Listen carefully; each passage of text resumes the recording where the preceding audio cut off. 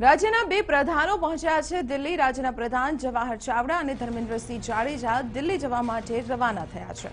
બંને પ્રધાનો વડાપ્રધાન નરેન્દ્ર મોદી સાથે મુલાકાત કરશે। જો કે આ મુલાકાતને સૌજન્ય મુલાકાત તરીકે ગણાવાઈ રહી છે, પરંતુ શક્યતાઓ જોવાઈ રહી છે કે જામનગર અને જૂનાગઢ લોકસભા બેઠક અંગે આ બંને નેતાઓ સાથે પીએમ મોદી ચર્ચા કરશે। ઉલ્લેખનીય છે કે થોડા સમય પહેલા જ માનવદર બેઠક પરથી ધારાસભ્ય પદેથી રાજીનામું આપ્યા બાદ જવાહર ચાવડા કોંગ્રેસ છોડી ભાજપમાં જોડાયા હતા અને ત્યારબાદ તેમને કેબિનેટ પ્રધાન બનાવવામાં આવ્યા છે। ત્યારે શક્યતાઓ જોવાઈ રહી છે કે આ બંને પ્રધાનો જ્યારે દિલ્હી પહોંચ્યા છે, વડાપ્રધાન સાથે મુલાકાત કરવાના છે, ત્યારે તેમને લોકસભાની ચૂંટણીને લઈને કોઈ મોટી જવાબદારી સોંપાઈ શકે છે।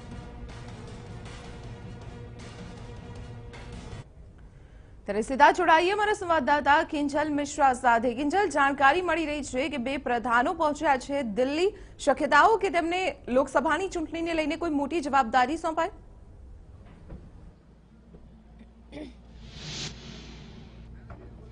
जी बिल्कुल दीपिका, खास કરીને જે બે પ્રધાનો પહોંચ્યા છે તે જવાહર ચાવડા અને ધર્મેન્દ્રસિંહ આ બંને એવા પ્રધાનો છે કે જે કોંગ્રેસમાંથી ભાજપમાં આવ્યા હતા। જવાહર ચાવડા ટૂંક સમય પહેલા જ ભાજપમાં જોડાયા છે અને જે રીતે જૂનાગઢના જે સમીકરણો છે, જૂનાગઢના સમીકરણોમાં જો રાજેશ ચુડાસમા જે વર્તમાન સાંસદ છે તેમને રિપીટ કરવામાં આવે છે તો જીતનો દામાદાર ક્યાંક ને ક્યાંક જવાહર ચાવડા ઉપર ચોક્કસ રહેશે, કેમ કે કુંવરજી બાવળિયા બાદ જવાહર ચાવડા એક એવા કોંગ્રેસમાંથી આવેલા નેતા છે કે જે ભાજપમાં આવ્યા બાદ તરત જ તેમને કેબિનેટ મળી ચૂક્યું હતું।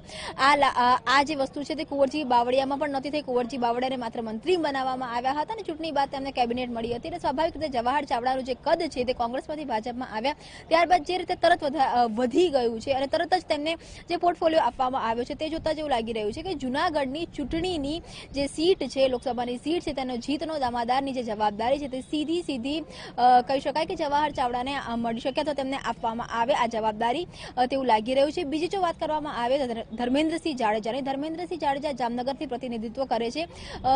જે રીતના જે જામનગર અને સૌરાષ્ટ્રના કેટલાક મહત્વના જે મુદ્દાઓ હોય છે તેમની પર તેમની સીધી નજર હોય છે, સતત તેઓ સીએમના સંપર્કમાં હોય છે અને રીવાબા જાડેજાને જ્યારે ભાજપમાં જોડવાના હતા ત્યારે તેમની અહેમ ભૂમિકા હતી।